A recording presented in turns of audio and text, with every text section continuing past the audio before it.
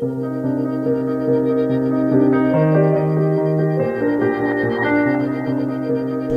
Rebel Divas and welcome to my Writer's Den. Today I'm going to share with you another story from my book, The Accidental Traveler. Now this book has short vignettes, stories and really flash fiction based on real experiences that I've had traveling the world and back, and I've been traveling since I was a very little one. Now the story that I have for you today is the second episode of The Mermaid of Luxembourg.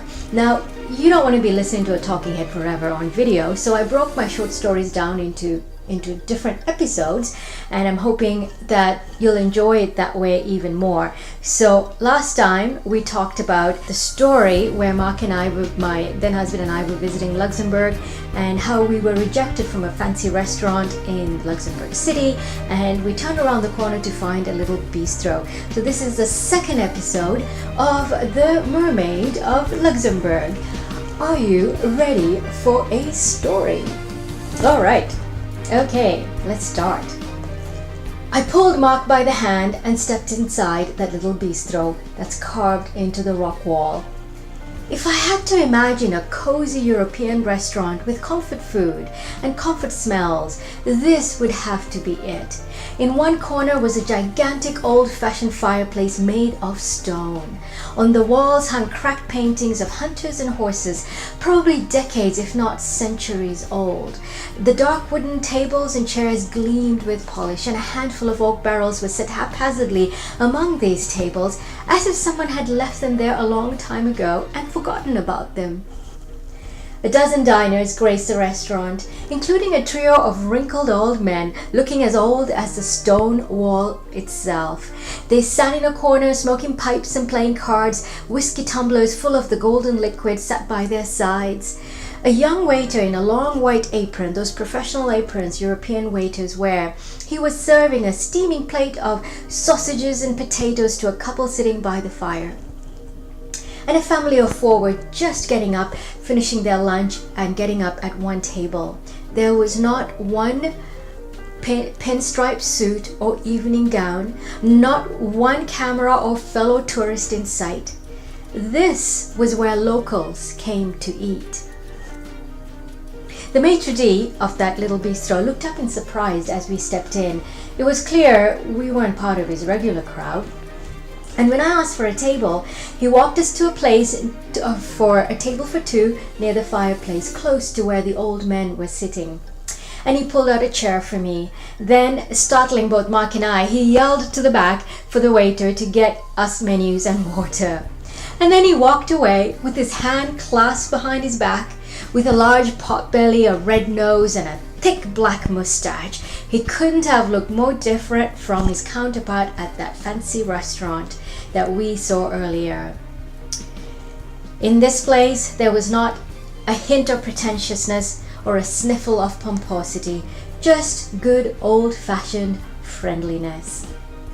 Now, having navigated at least 8 to 10 kilometers of underground caverns and climbed hundreds of stairs that day, I was ready to eat a horse, and I say that, and I'm a vegan. And so was Mark. So we spent the next hour and a half at that table savoring the food, vegan food, getting warm by the fire, chatting about what we saw that day, and feeling relieved to not think about work and office politics and boardrooms and red-eye flights across the Atlantic for at least another day and a half. After a pleasant but a heavy lunch, we ordered coffee to snap us out of our drowsiness. If you're wondering what we had a lot of spaghetti with the vegetable stir-fried, and with tons of cream in the spaghetti. It was delicious. And it was the maitre d' himself who bought our drinks, our coffee, at the end of our lunch. Setting our cups and saucers down with a genial smile, he asked, "So how was your meal? To your satisfaction, I hope?" "Fantastic," Mark said. "Delicious," I said. "First time in Luxembourg?" he asked us, his moustache twitching slightly. "Yes," Mark said, "and we're coming back. We've got to. 2 days aren't enough to see everything." The maitre d' turned to me with a curious eye. And you, mademoiselle, did you enjoy your visit to Luxembourg?" Yes, I said. I feel like I've walked into my childhood storybooks. You know, the ones with dragons and witches and ogres and dark knights on horses? That's what I feel like I've come to. Aha! He raised an eyebrow and remained silent for a moment. And I started to worry if I'd offended him somehow, maybe offended Luxembourg. He leaned forward. Mademoiselle, how would you like to hear a story? He said in a low voice. An ancient parable of Luxembourg. I couldn't believe I was hearing this. Really? I said, yes, I'd love that. The maitre d' turned around and yelled at the waiter again for another round of coffees and asked us if he could join. Of course, when we nodded, he pulled a chair to a table and sat down, and I noticed an impish twinkle in his eye. Have either of you, he said, heard of the legend of Melusina? Nope, we shook our heads. He cleared his throat. Mark and I exchanged discreet smiles. This was going to be interesting. The maitre d' started his story.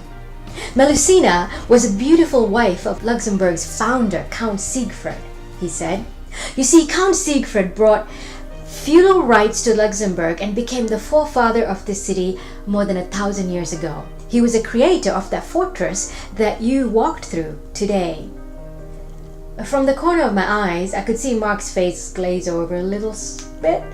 I could imagine what he was thinking. I don't need a history lesson, not after this heavy lunch.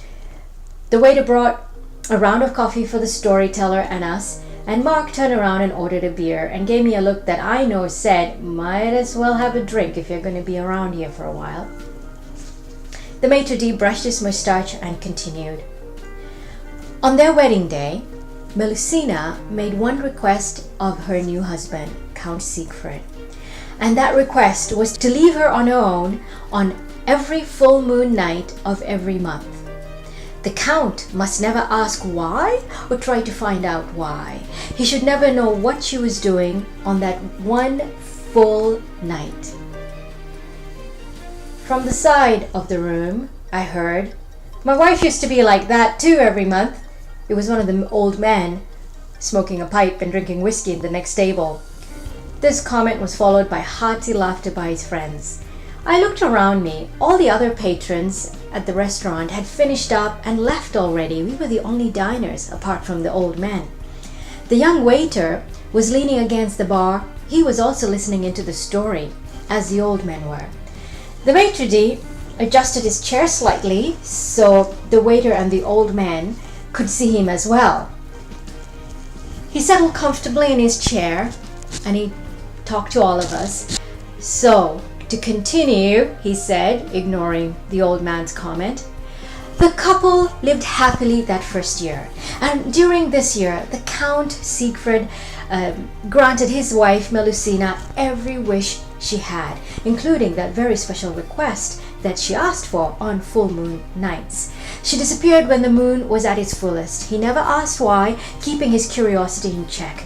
The Count loved his wife and treated her very well. Every time he traveled, he bought her something special: rubies, sapphires, and diamonds from the south, soft silk scarves and delicious tea from the east, and beautifully woven woolen coats from the north. He treated her like a queen. Now this is not the end of the story. The maitre d's tone became a shade darker. The Count, you see, had a stepmother who lived in the castle and who didn't approve of this beautiful young thing in her home. All this attention and gifts only made that old stepmother furious. She was beside herself with resentment and rage, and she was determined to find a way to rid of this daughter-in-law, whatever the odds. The problem, though, was the Countess was never alone. When the Count was gone on trips, she had an entourage of maids around her, day and night. The only time Melusina was alone was during the full moon, when even the Count couldn't disturb her. So the evil stepmother-in-law hatched a plan. I think I'll stop there. We'll find out next week in the final episode of The Mermaid of Luxembourg what happens to Melusina and that evil stepmother-in-law. Thank you so much for listening.